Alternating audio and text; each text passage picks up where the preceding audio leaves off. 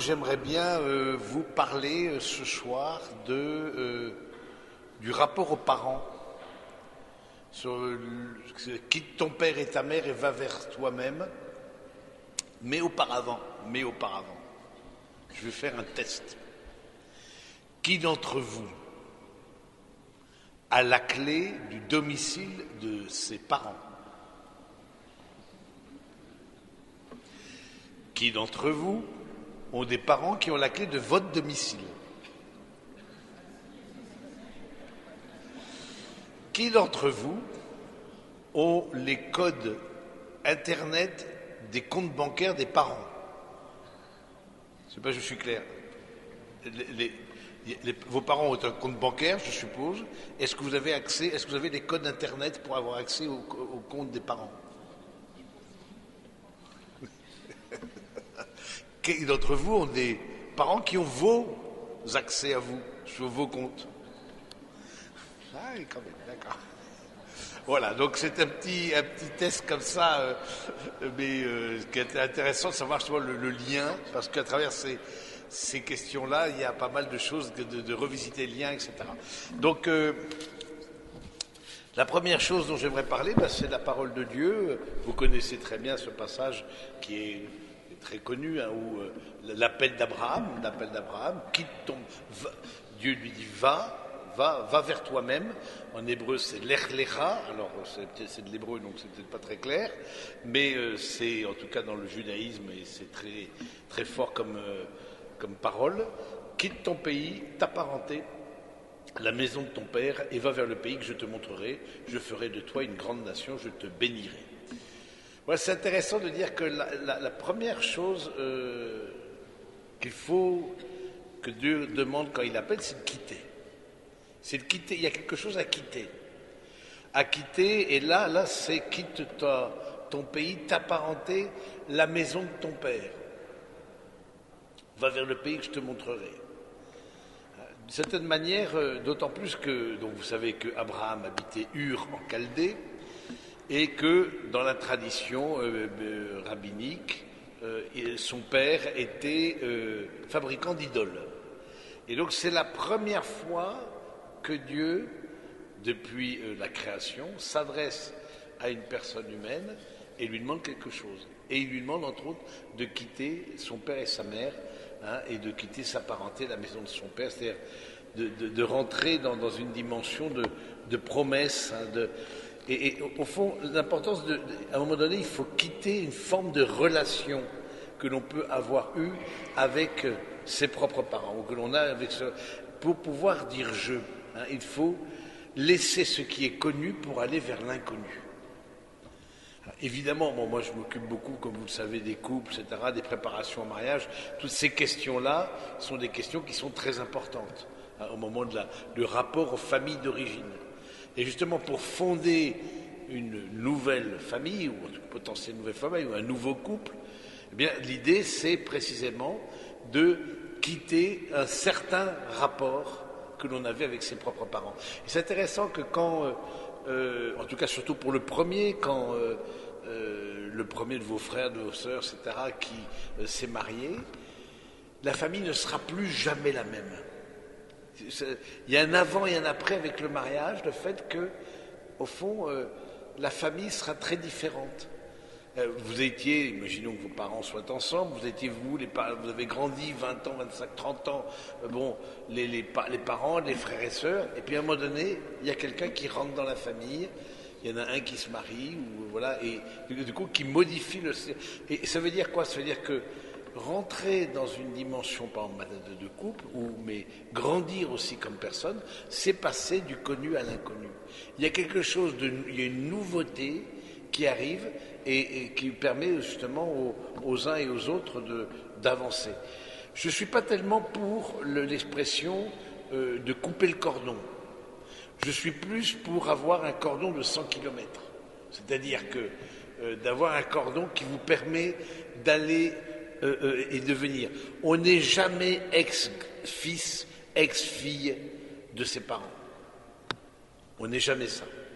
Il y a toujours un lien.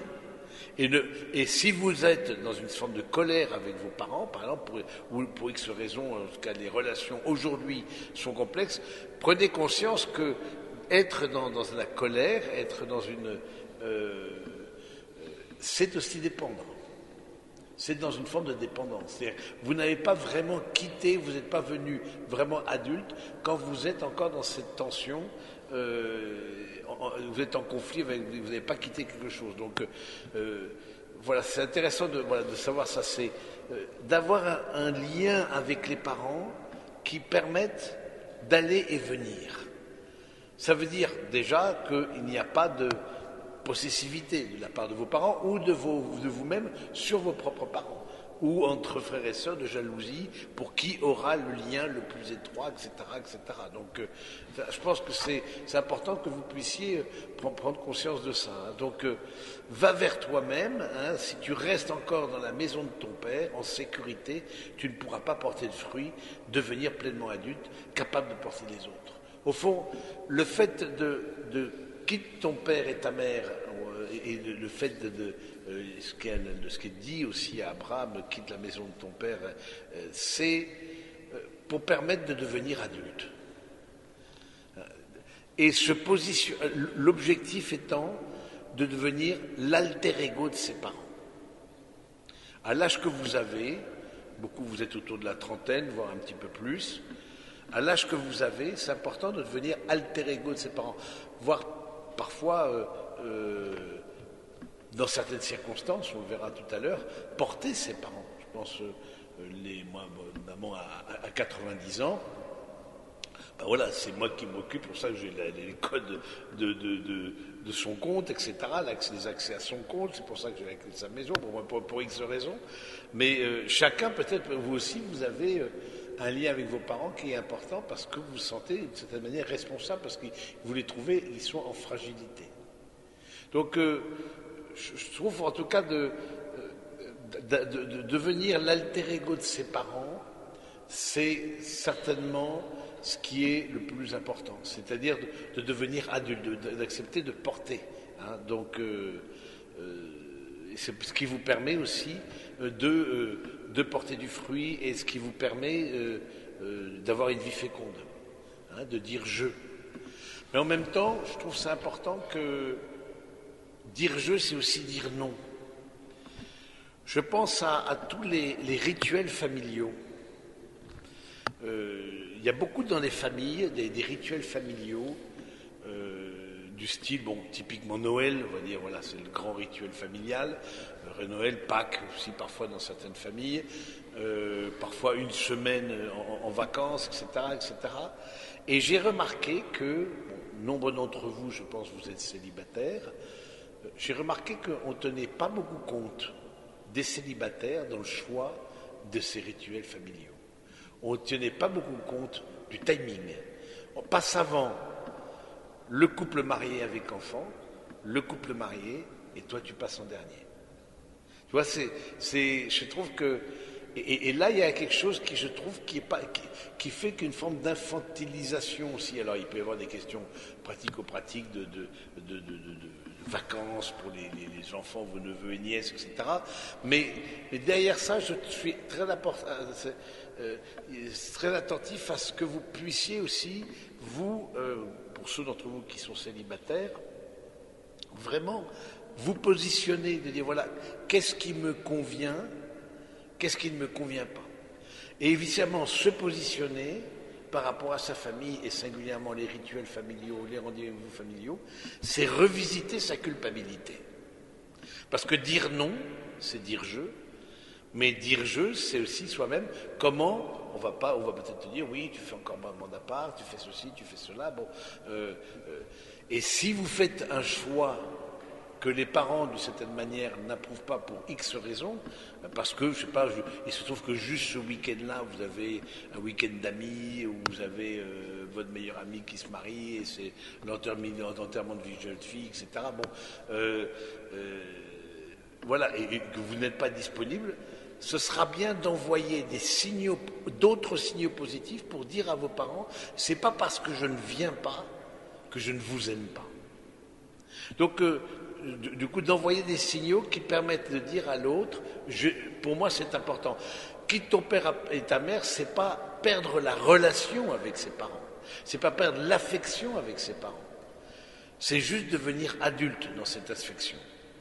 C'est juste devenir adulte dans cette affection. Donc, c'est intéressant de voir que vous-même, vous êtes invité justement à quitter une forme de sécurité pour aller, vous l'avez fait à vos âges, je pense ou rares sont ceux d'entre vous qui vivent chez leurs parents. Hein, vous avez déjà souvent, voilà, parce que c'était marqué le titre quitter le nid familial. Je me suis dit, bon, je ne sais pas si ça va parler, que ça va quitter le nid. Bon, je pense que beaucoup l'ont fait quand même. Mais c'est intéressant de dire, voilà, c'est devenir alter ego de ses parents, l'égal de ses parents, pas seulement, voilà, leur enfant. Et ça veut dire, voilà, en tout cas, ça fait partie de votre croissance humaine. Hein, votre croissance humaine. Et je me réfère aussi à autre chose, là pour le coup dans le livre de la Genèse aussi, au tout début, hein, l'homme dit alors, cette fois-ci, voici l'os de ma os et ma chair de ma chair, on l'appellera femme, c'est la création, hein, de l'homme et de la femme, car elle fut tirée de l'homme, celle-ci, à cause de cela, l'homme abandonnera son père et sa mère et s'attachera à sa femme, et tous deux ne feront plus qu'une seule chair. C'est intéressant de dire, et dans le mot hébreu, abandon, c'est très fort. C'est d'autres, vraiment, c'est un sens fort, c'est laisser derrière, lâcher vos parents. L'homme doit abandonner ce dont il peut dire qu'ils sont les os de ses os et de la chair de sa chair, parce que vous êtes les os de vos parents et la chair de vos parents, de leur union, vous êtes vous-même. Du coup, il faut laisser ça, laisser cette forme de relation pour ouvrir à une autre relation qui elle-même sera féconde, hein, et qui sera la relation de couple. C'est intéressant de dire, on vient de quelqu'un dont on est issu charnellement, mais nous sommes invités à laisser ça derrière pour réouvrir une possibilité de s'unir charnellement avec la personne avec qui on construira sa vie matrimoniale. Vous voyez, donc, je trouve que il y a beaucoup à voir. Je dis ça parce que moi, dans les préparations mariage, je travaille beaucoup ces questions-là de lien avec les familles d'origine, et je me souviens comme ça d'une histoire où elle me dit, je ne donnerai pas des prénoms aux enfants que maman ne valide. Alors là, je dis, là, il y a un problème. Là. Il y a un problème. Ça ne va pas être possible. Je dis au garçon, tu n'as pas compris, c'est pas que toi, père, tu vas valider, bon, bien sûr. Mais là, non, c'est ta belle-mère, il faut d'abord que la belle-mère passe en premier, te donne une liste, et là-dedans, tu choisis la liste des enfants. Non, ça, c'est pas possible. Vous voyez, je dis à cette jeune femme, je dis, tu vois, il y a de l'ordre d'une sorte d'infantilisation, tu as pas quitté ce rapport un peu infantile, tu as besoin de la validation. Tu vois, tu as encore besoin de la validation, et même pour le prénom, qui est quand même, il concerne directement le couple. Vous voyez, donc, une chose, c'est de demander un certain conseil à ses parents, pourquoi pas, mais autre chose de dire, de vivre par procuration, hein, d'avoir un peu toujours une sorte de torticolis, de regarder par derrière, est-ce que je suis approuvé, est-ce que je ne suis pas approuvé. Vous voyez, donc, alors, je pense que c'est important, surtout à l'âge que vous avez, que vous puissiez prendre vos propres décisions, et particulièrement, hein, pour la question de la vie de couple, hein, ce qui est vraiment là. Mais donc il faut rentrer dans un processus qu'on appelle de différenciation. C'est-à-dire le processus de différenciation, c'est vraiment que vous n'êtes pas vos parents et vos parents ne sont pas vous. Et si vous êtes en couple, vous allez former un nouveau couple et une nouvelle famille, il y a quelque chose de nouveau qui va naître. Hein, ce n'est pas juste la prolongation de ce qui était avant. Voilà, donc je pense que c'est quelque chose qui est quitter le monde sécurisant ça, du même, dans le cadre duquel vient s'inscrire spontanément toute nouvelle relation. C'est-à-dire que quitter cette fausse sécurité, ce côté parfois infantile, mais que ce côté infantile qui peut se traduire aussi par être en disant en conflit avec ses parents, qui est aussi une forme d'infantilité. Vous voyez, c'est quelque chose qui peut être, qui est intéressant à traverser, à réfléchir. Qu'est-ce qui peut éventuellement nous empêcher de quitter, de laisser derrière une certaine forme de relation, mais qui serait, le mot toxique est fort, mais en tout cas, qui serait infantilisante. Qu'est-ce qui peut nous empêcher de quitter ton père et ta mère, voilà, de quitter? Qu'est-ce qui peut nous empêcher? Peut-être la peur d'entrer. Il y a plusieurs choses. C'est la peur de dire qu'on n'a plus besoin de l'assistance de ses parents. On n'a plus besoin de l'assistance de ses parents. C'est-à-dire que il y avait un côté sécurisant, un côté confiant, un côté voilà, et le fait de dire je quitte quelque chose, voilà, mes parents n'ont pas dans mes choix de vie, n'ont pas à intervenir. Je n'ai plus besoin de l'assistance de mes parents comme quand j'étais adolescent, comme j'étais jeune adulte, on est en études, etc. Je dépendais d'eux financièrement. Qu'est-ce qui peut nous empêcher de quitter? C'est comment dire, la peur de perdre l'image que l'on avait de la famille. C'est-à-dire que le fait que vous puissiez découvrir vos parents peut-être plus égoïstes qu'ils ne le semblaient être au départ, et que le fait de quitter fait que vous leur dites, voilà, c'est... Et vous sentez que non, ils s'accrochent, ils veulent garder ce contact, mais un contact qui est plus... qui est d'une certaine manière possessif. Vous voyez ? Donc je pense que... c'est quelque chose d'intéressant. Il peut aussi y avoir la peur de décevoir ses parents, de leur faire de la peine. Tout ça, ça veut dire revisiter sa culpabilité aussi.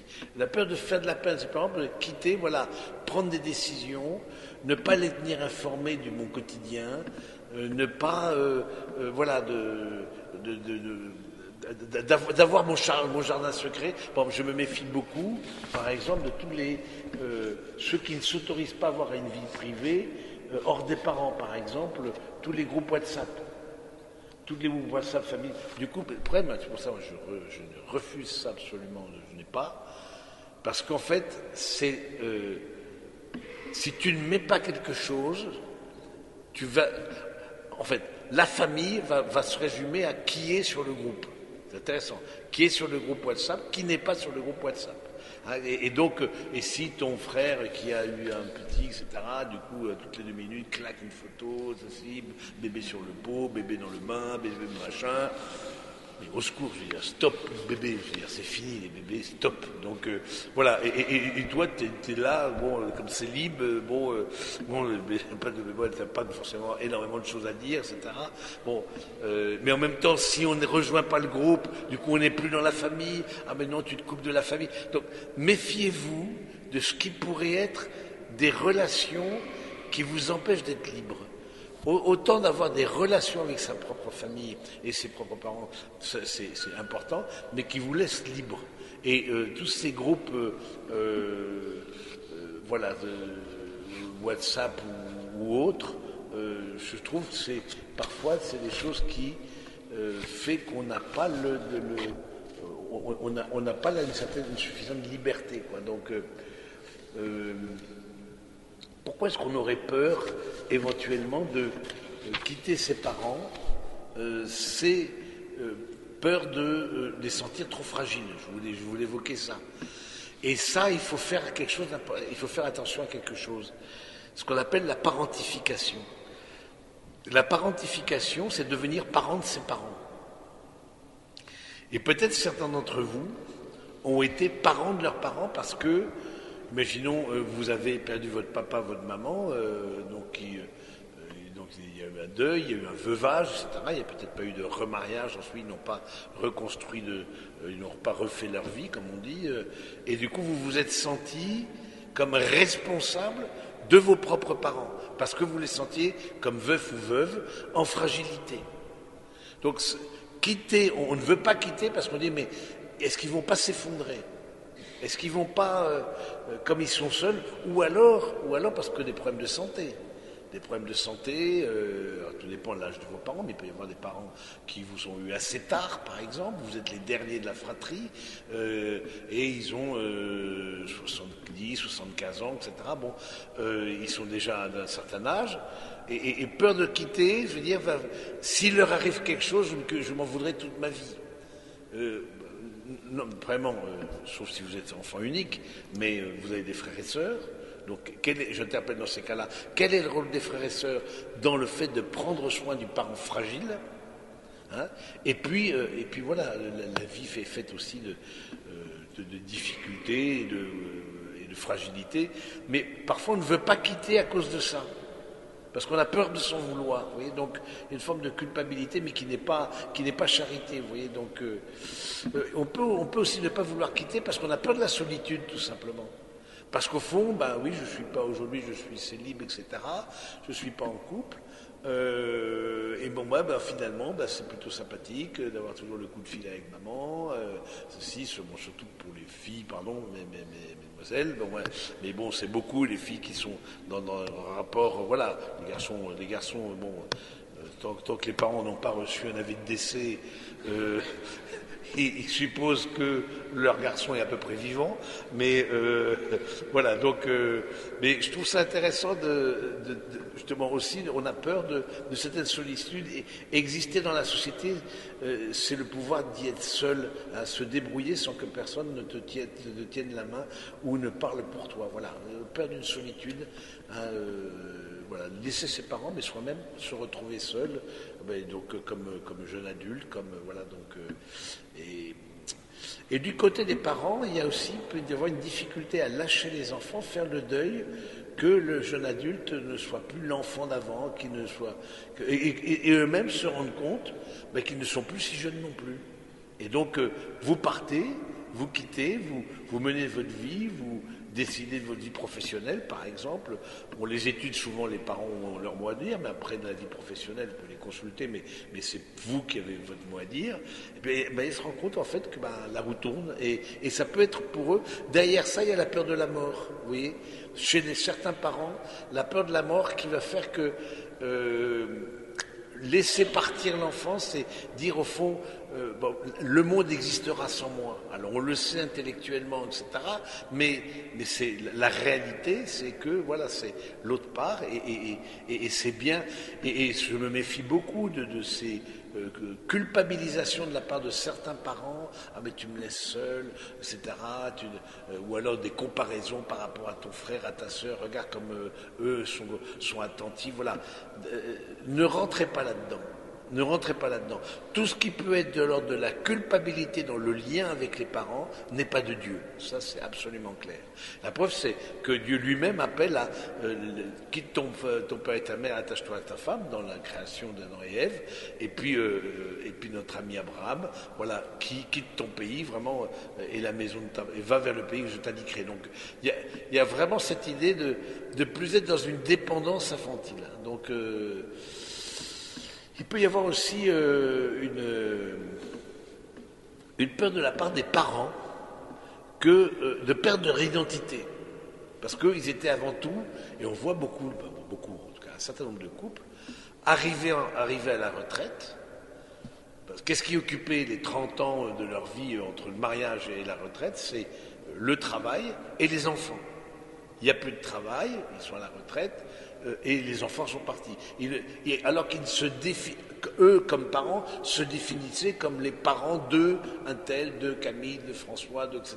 Ils vivaient dans cette projection, ce qui est assez logique quand on a des jeunes enfants, etc. Mais maintenant que vous êtes partis, qu'est-ce qui va les définir? Ils se retrouvent comme couple. Et on voit parfois des couples à la soixantaine qui se séparent parce qu'en fait, ils n'ont vécu que dans cette dimension ou de travail, donc un peu des routes parallèles de travail, et vous, ils se retournent, mais vous avez déjà 30 ans, vous êtes peut-être même en couple, vous l'avez été à un certain moment de votre vie, etc.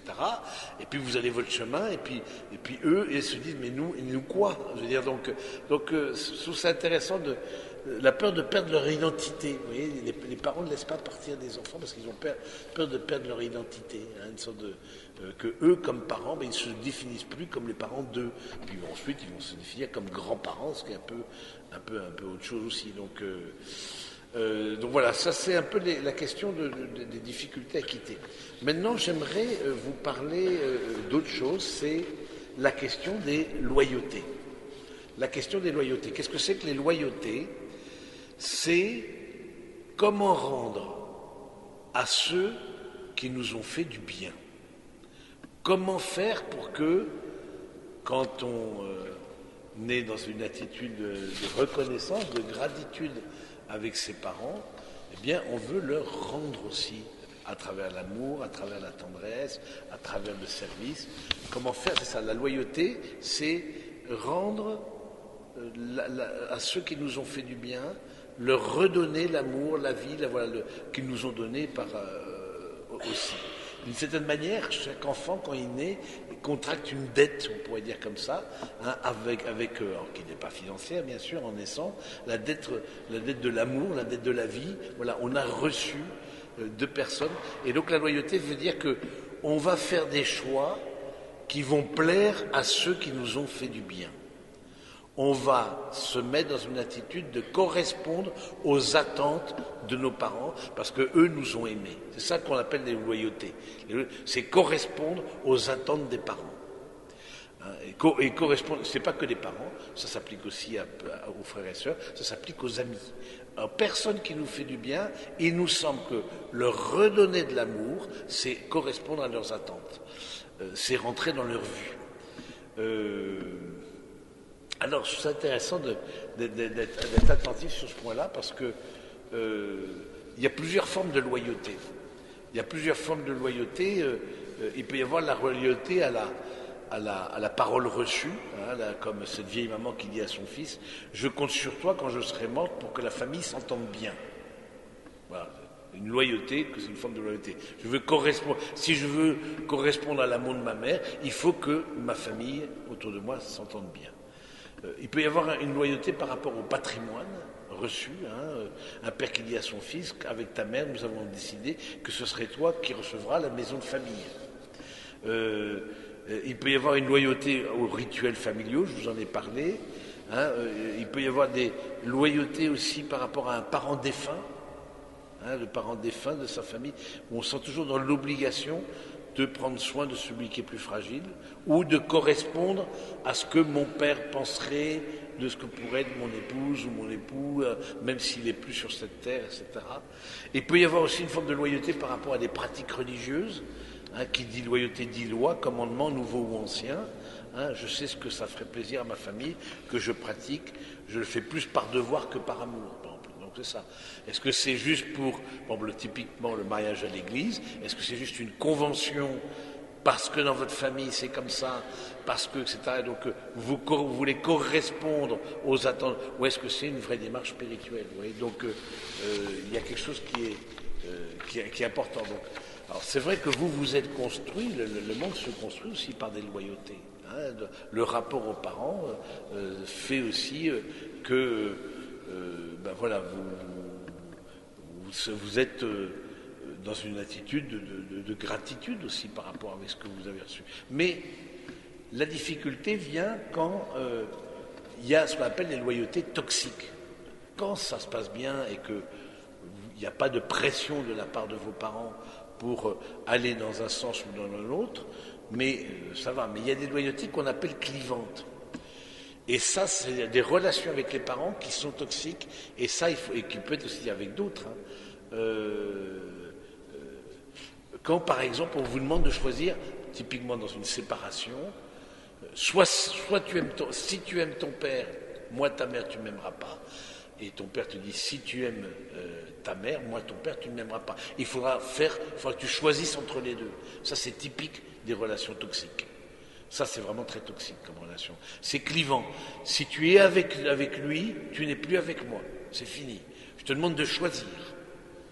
Oui. Dès que quelqu'un veut vous enfermer dans une relation et qui est clivante, qui fait qui vous ferme des possibilités de contact, et donc qui vous culpabilise, dites-vous qu'il y a une forme de toxicité qui est là en jeu. Il y a aussi ce qu'on appelle les loyautés, le double lien. Le double lien, c'est l'injonction paradoxale. C'est quoi? C'est, par exemple, ta mère t'offre 2 cravates, une rouge, une verte. Tu mets la rouge, t'aimes pas le vert?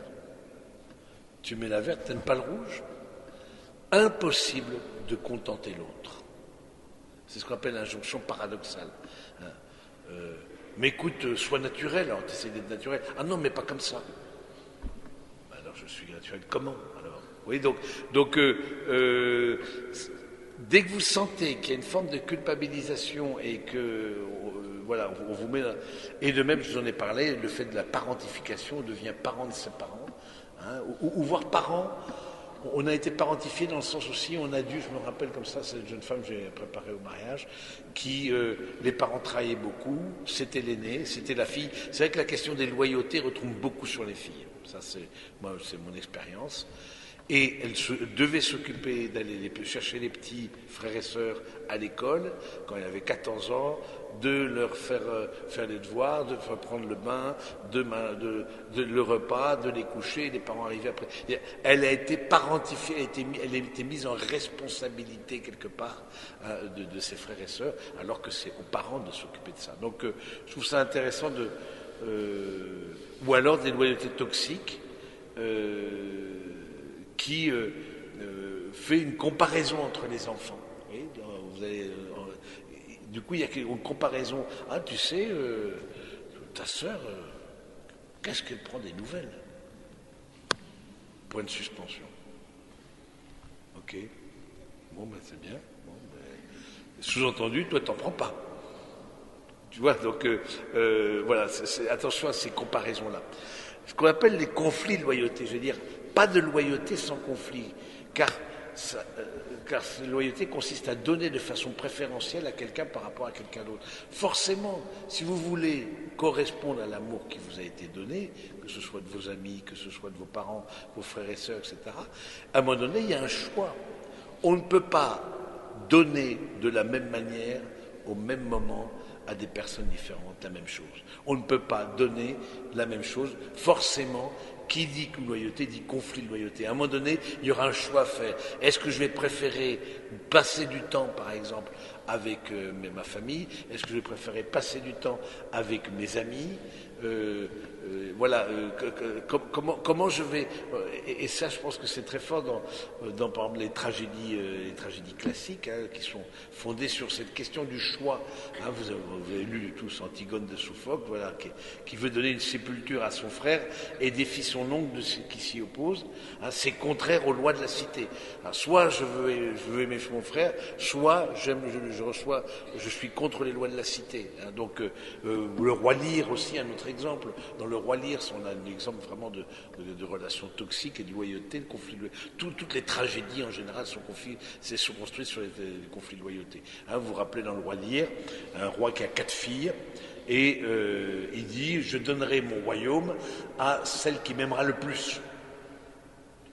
Et sa fille préférée, Cordelia, qui aime beaucoup son père, etc., mais qui dit mon père, moi, je vous aime, mais mon cœur est promis au roi de France. Voilà. Donc, et donc tout le drame et là se noue entre une loyauté, de redonner à son père de l'affection, etc., et en même temps de fonder un nouveau foyer avec la personne qui lui est destinée. Donc, et vous avez beaucoup ça aussi dans le cinéma indien, dans le Bollywood. Comme dans l'Inde, ce sont les parents qui choisissent les conjoints. Donc, dans le Bollywood, ça, c'est 80%, c'est mes parents ont choisi un tel, mais j'aime un tel.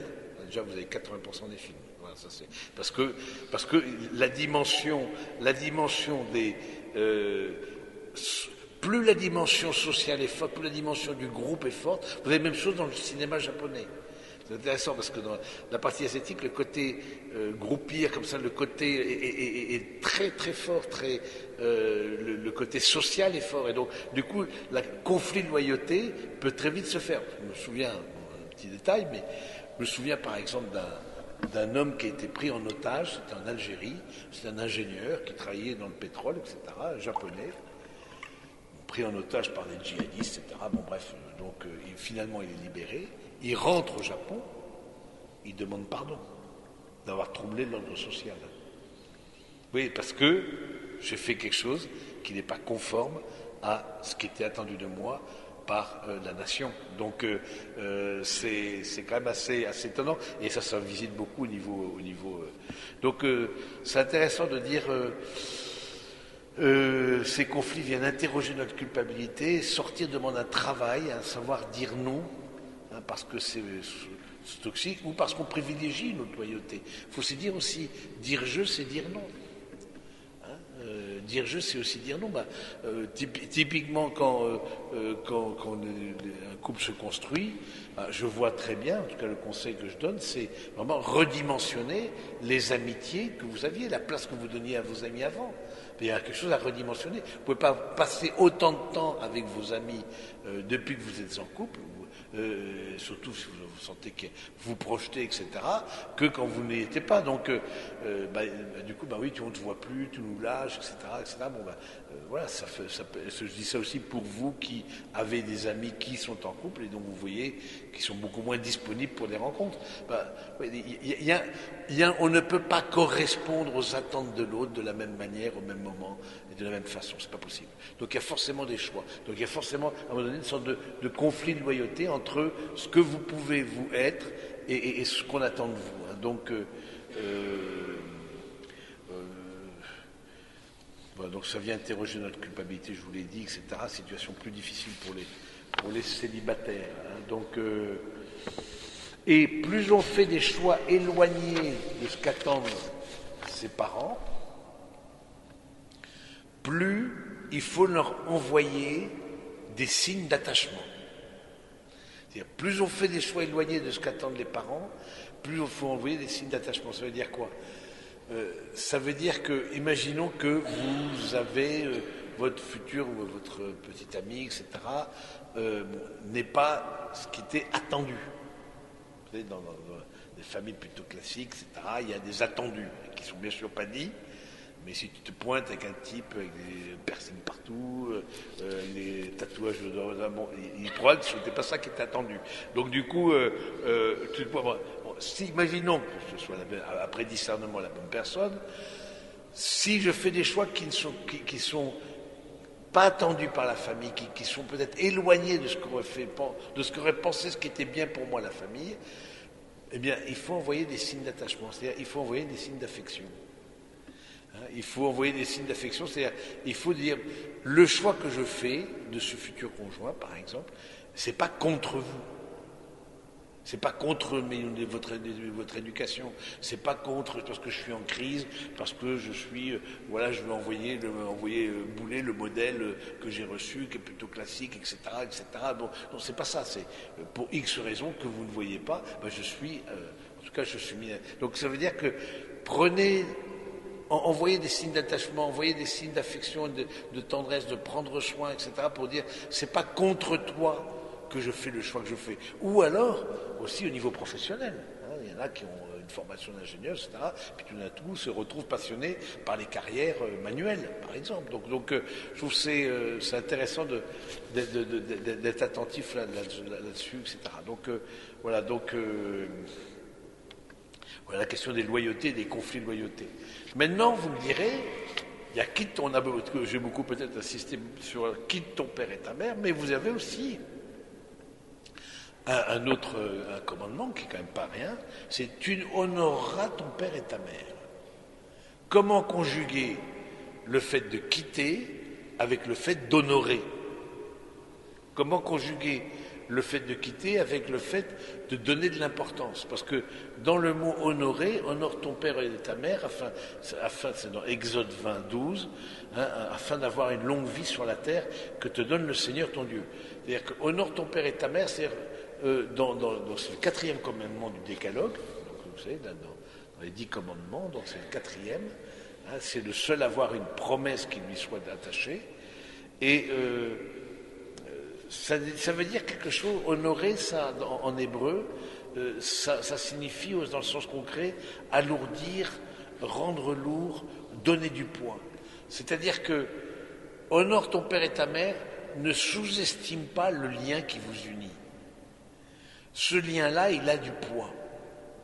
Mais aussi, il y a une autre parole qui est assez intéressante, hein, donc donner de l'importance à ceux qui vous ont transmis les dons essentiels de la vie et de l'amour, mais se rappeler que voilà, honorer, c'est pratiquer une vertu de justice, d'une certaine manière, c'est être juste avec l'autre, et on peut être injuste, justement, en ne donnant pas assez, ça peut être possible, mais alourdir veut dire aussi que ne porte pas... il y a une autre parole du Seigneur qui dit « Qui allège son père et sa mère sera voué à la mort ». Ça veut dire quoi?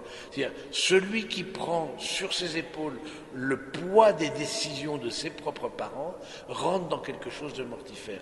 À la fois, il faut leur donner du poids à cette relation, mais à la fois ne pas prendre sur vos épaules le poids des décisions que les parents ont pu proposer dans le passé. Donc c'est intéressant de dire voilà, qui allège son père et sa mère sera voué à la mort, c'est-à-dire que celui qui veut quelque part soulager ou endosser sur ce qu'on appelle le transgénérationnel aussi, endosser sur ses épaules les décisions des générations passées, faut être attentif qu'il ne rentre pas dans une attitude mortifère, c'est-à-dire dans une attitude qui ne soit pas ouverte à la vie, qui l'enferme plutôt qu'il ne l'ouvre.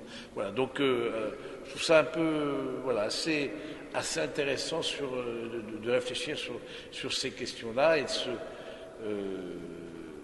se rappeler que la vie est un don et que donner de l'importance à ceux qui nous ont offert ce don, c'est aussi se construire soi-même. Voilà, donc c'est ce que je voulais vous dire pour ce soir. Est-ce que vous avez parce que ça ouvre évidemment beaucoup de questions, et n'hésitez pas à les poser.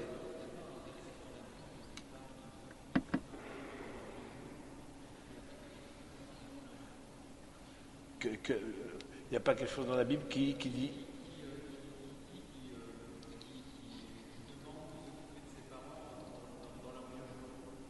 de s'occuper des parents dans leurs vieux jours, oui. Oui, il y a quelque chose dans la Bible pour ça, oui, mais dans leurs vieux jours, ça veut dire que vous n'avez pas 30 ans, quoi. Moi j'en ai 63, maman en a 90. Donc une chose, c'est, oui, dans leurs vieux jours, sauf si vous avez des parents qui sont âgés, etc., parce qu'ils ont eu tard, etc., mais bon, vous avez peut-être des frères et sœurs qui sont eux-mêmes plus âgés et qui peuvent s'en occuper, mais c'est vrai, de s'occuper de ses parents dans leurs vieux jours, ça fait partie, certainement, dans la Bible, des recommandations, ça fait partie de la charité, hein, d'être attentif aussi d'autant plus quand la personne rentre dans une dépendance, d'autant plus quand la personne... Bon, vous pouvez voir ça de vos parents par rapport à vos grands-parents. C'est intéressant de voir comment est-ce qu'ils se positionnent. Vous voyez comment... Oui, mais ça c'est tout à fait dans la Bible, oui. Alors, des questions? Est-ce que vous êtes déjà retrouvé dans un conflit de loyauté, par exemple? Est-ce que vous êtes retrouvé dans un conflit entre donner à des amis, donner aux parents, donner à des gens qui attendent de vous de correspondre à leurs attentes, Et c'est intéressant de savoir comment vous l'avez solutionné aussi, ces questions-là, quand vous êtes retrouvé un peu entre deux chaises, et puis il a fallu sachant qu'on ne peut pas donner de la même manière à des personnes différentes, on ne peut pas correspondre aux attentes de tous. Vas-y. Est-ce que c'est possible que l'éducation des parents ne nous convienne pas forcément à nous en tant qu'enfants, presque au point de se dire enfin, te rendre compte à l'âge adulte que ça ne correspondait pas à certaines Oui, points. de dire que Et oui. je me dire, mais c'est dingue que j'ai eu des parents comme ça alors que c'était pas mon organisation personnelle, ça Oui. ne pas. Par exemple, ça peut être des points simples comme le cadrage, l'emploi du temps, le rythme de la journée, ou des choses Voilà. comme ça. Enfin, Qui fait que, est-ce que c'est possible qu'à l'âge adulte où vous êtes, vous vous rendiez compte que l'éducation que vous avez reçue ne vous corresponde pas? Bien sûr que bien sûr que c'est, et où vous dites, tiens, c'est incroyable que j'ai eu des parents comme ça. En fait, c'est des parents qui ne me correspondent pas du tout. C'est ça que oui, c'est un peu ça. ça peut être ça. Parce que du coup, le rapport au temps, le rapport au fait de cadrer, le rapport à un certain nombre de choses, bon, oui. Et évidemment que, mais, je dis oui, mais en même temps, il ne faut pas passer par pète et ton fils sa propre éducation. C'est-à-dire que forcément, ça a marqué quelque chose en toi. La question, c'est aujourd'hui, peut-être, je suis beaucoup plus, par exemple, dans une spontanéité, par exemple, que dans une organisation. Alors que je vois les parents, tout était clac, très sous contrôle, très organisé, la ponctualité, voilà, un certain nombre de choses. Et ils ont fait bien en m'éduquant comme ça. Et moi, donc, moi, ce que je préfère, c'est la spontanéité. Voilà, qu'il y ait une vie, que ce soit fun, qu'il y ait plein de choses. Voilà, bon, voilà. Et puis, et on se rend compte en fait que les parents, ils comprennent pas du tout cette attitude-là. Voilà, ça fait partie des choses. Mais si tu fais des choix justement qui sont différents de l'éducation que tu as reçue, ma question est quels signaux d'attachement, c'est possible de faire des choix différents, mais quels signaux d'attachement tu vas donner à ta famille? Je fais ce choix-là qui n'est peut-être pas parce que ça veut dire aussi faire des choix qui n'étaient pas attendus. Et donc potentiellement se retrouver dans une situation inconfortable. Qu'est-ce que je vais donner à ma famille comme signaux d'attachement, comme de tendresse, de dire voilà, c'est pas contre vous que je fais ça. Je pense que c'est un peu le. Mais c'est vrai qu'il y a une relecture de son éducation. Qu'est-ce que je garde, qu'est-ce que je garde pas? Et vous, je pense qu'à l'âge où vous avez vraiment ce devoir d'inventaire aussi, hein, de dire, il y a des choses que je pense, d'autant plus si vous êtes dans une dimension de couple, etc., où vous pensez que c'est vers là que vous voulez aller. Qu'est-ce que je veux garder, quoi? Qu'est-ce que je veux pas garder? Je veux pas garder? Allez-y. Comment vous voyez un enfant qui décide de partir loin ou très loin de ses proches ou de sa famille? Alors, comment voir un enfant qui décide de partir loin ou très loin de ses proches, de sa famille? Qu'est-ce que ça dit? Moi, ma question, que ce soit proche ou loin, c'est dans les deux cas, habiter à 10 km de ses parents ou habiter à 2000 km, qu'est-ce que ça dit de la relation? En tant que tel, je peux être tout à fait en grande communion avec mes parents et aller vivre en Asie. Si eux-mêmes sont en Europe ou en France, voilà. Mais c'est pas pour ça que je suis fâché avec mes parents. C'est juste une opportunité parce que je veux découvrir d'autres pays, etc. Je vois, voilà, ça, c'était peut-être pas. Mais c'est qu'est-ce qui est dit derrière que moi, ça qu'il faut creuser. Le fait d'aller vivre loin, c'est que je veux mettre. J'ai manqué d'espace. Est-ce que j'ai manqué d'espace avec ma famille? J'ai eu le sentiment d'être trop cloisonné. J'ai eu le sentiment d'être oppressé. Et je veux vraiment partir loin pour avoir moins à leur rendre compte, ne pas être là et donc louper aussi un certain nombre d'événements familiaux. Typiquement les baptêmes, les mariages, voir les enterrements, bon, etc., etc. Mais ma question c'est qu'est-ce que ça dit? Les choix que vous faites par rapport à vos âges là maintenant, qu'est-ce que ça dit en termes géographiques? C'est intéressant comme question. Parce qu'en termes c'est pas que géographique. Et c'est pas là c'est bien, là c'est mal. C'est pas comme ça. On peut être en conflit tout en étant très proche géographiquement. Vous voyez, donc c'est juste vous interpeller là-dessus, de dire tiens, voilà, les choix, ils sont signes de quoi? Ils sont signes de quoi? Ils sont peut-être ça peut vouloir dire peut-être prendre un peu de distance parce que vous sentez que le cordon ombilical vous étouffe et puis que voilà vous êtes. Mais bon, avoir un cordon de 100 km ou de 1000 km n'est pas un problème, du moment qu'il y a un lien.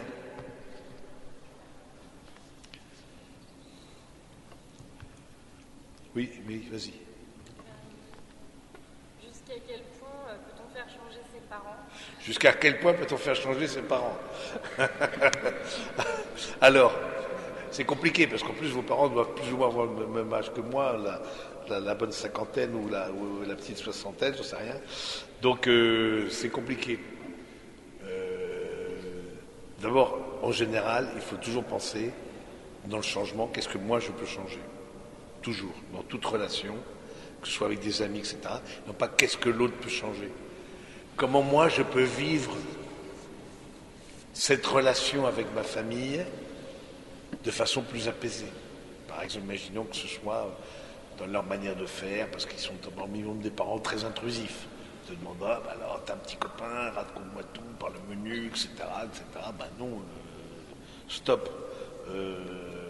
Ou des parents voilà, qui sont toujours à te considérer comme un enfant quand tu es à la maison, à te faire des reproches, ah bah tiens, attention, mets pas les coudes sur la table, etc. Tu vois, donc à un moment donné, alors, moi je vous donne une stratégie, parce que j'ai essayé beaucoup de choses. Moi je vous conseille souvent mais court. Ça veut dire quoi? Ça veut dire, en fait, à un moment donné, on n'est plus fait pour vivre avec l'autre.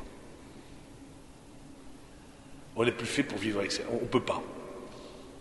C'est pas qu'on n'aime pas les parents, mais je trouve que ce qui est plus, en tout cas moi, ce qui m'a correspondu, c'est, en plus, bon, comme religieux, c'est un peu différent. Puis maman habite Paris, etc. Donc ma communauté n'est pas très loin de Paris. Du coup, j'ai l'occasion parfois de la visiter, etc. Mais je préfère des déjeuners, par exemple, qu'une semaine. Bon, parce que ça se présente comme ça, parce qu'au niveau géographique. Donc, et même vous voyez avec vos frères et sœurs, etc. On n'est plus fait pour vivre ensemble. À un moment donné, on n'est plus. Et c'est pas qu'on ne s'aime pas. C'est juste qu'on n'a plus les mêmes priorités, on n'a plus les mêmes voilà, les mêmes manières de faire, et puis parfois c'est des reproches, non mais pourquoi tu fais ça, ou alors vous, imaginons que vous n'ayez pas d'enfant, etc., vos frères sont non, mais pourquoi tu dis pas à ton frère, à ton fils de faire voilà, etc. Bon, alors tout de suite ça peut partir en live, partir dans les tours, parce que tu commences à faire des observations sur l'éducation des neveux et des nièces, etc. Bon, où les grands-parents s'en mêlent aussi, oui, c'est pas comme ça qu'on vous a élevé, c'est incroyable, les générations de maintenant, etc. Bon, dans ces cas, c'est court, mais souvent. Pour la paix sociale, moi, c'est un peu vous ferez ce que vous voudrez. Vous essayez plusieurs stratégies. Qu'est-ce qui vous pas? Mais voilà, mais changer les parents, c'est illusoire. Puis bon, sauf s'il y a si on rentre dans la question de la toxicité que j'ai évoquée, il y a un rapport toxique avec là pour le coup.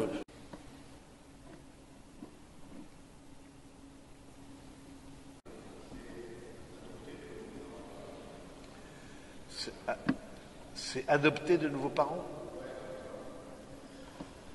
Les parents du conjoint, c'est ça Ah, la belle famille, la famille adverse, comme on dit. La famille. C'est ça la question, c'est ça? La question de la famille adverse. C'est intéressant parce que forcément la question. N'oubliez pas que le mariage, c'est la famille continuée. Le mariage, c'est la transmission de trois choses. La transmission des gènes, la transmission du patrimoine, la transmission de la foi. C'est trois choses le mariage. Donc forcément, ça va venir revisiter, et singulièrement l'organisation d'un mariage, revisiter les codes de chaque famille. Chaque famille étant persuadée forcément d'avoir raison. Ne serait-ce que par exemple, comment vous allez faire le faire-part. Oui, des trucs comme ça, je l'ai confronté à des trucs comme ça. Bon, est-ce que c'est le faire-part avec un peu classique, avec les lettres à l'anglaise, ou alors Mimi les bébères, s'unissent à un, viens faire la teuf, viens dé, etc. Donc, bon, voilà, il y a plusieurs styles de faire-part. Bon, mais justement, de dire par rapport à sa belle famille, c'est. Alors, premièrement, encore une fois, on n'est jamais ex-fils ou ex-fille. On reste, donc on dit oui, on n'épouse pas la belle famille, mais voilà, on sera obligé de... mais en tout cas, je trouve ça intéressant de voir que le rapport avec la belle famille vient interpeller aussi notre propre rapport avec notre famille. Je veux dire, ça fait miroir. Pourquoi, quand quelque chose me coûte, quand une relation me coûte, il faut toujours se poser la question, qu'est-ce que ça vient interroger en moi? Vous voyez? Qu'est-ce que ça vient interroger en moi? Pourquoi ça me coûte? C'est toujours comme ça qu'il faut fonctionner. Donc, oui, la belle famille, elle est ce qu'elle est, etc. Mais ça peut, là j'ai eu le cas il n'y a pas très longtemps, ça peut complètement changer. Je me rappelle d'un couple comme ça, très en conflit avec la famille de lui, etc. Ils ont des enfants, alors là, c'est vraiment le ciel bleu, ils ne savent pas quoi faire pour leur petit-fils, etc., etc. Bon, oui, comme quoi des choses peuvent évoluer. Bon, et puis il y a des pardons aussi à donner dans les familles. Il y a des pardons à donner. Et voilà, posez-vous la question. Ça reste des cas exceptionnels, mais parfois il y a des familles maltraitantes. Hein, vous êtes maltraitante pour différents niveaux. On ne se construit pas sur les ruines de sa famille. Vous voyez? Je crois qu'on peut dire comme ça. Hein, même si ça a été compliqué, même si ça a été complexe dans votre enfance ou dans votre... Voilà, où vous n'êtes pas senti compris du tout. Ce que tu expliquais, je ne pensais pas du tout avoir des parents comme ça, où ils ne comprennent pas du tout ma manière de fonctionner. On n'a plus du tout la même... Bon. Vous voyez ce qui encore reste un petit peu à sauver. Qu'est-ce qui peut être... sauf cas très pathologique, alors il faut mettre de la distance, mais... Voilà, le rapport à la belle famille, je trouve ça intéressant, c'est justement, est-ce que l'autre aussi a fait ce travail de se positionner comme alter ego, comme adulte? Est-ce que mon conjoint a fait, ou futur conjoint, fait ce travail, ou encore, comme je vous disais, je ne donnerai pas des prénoms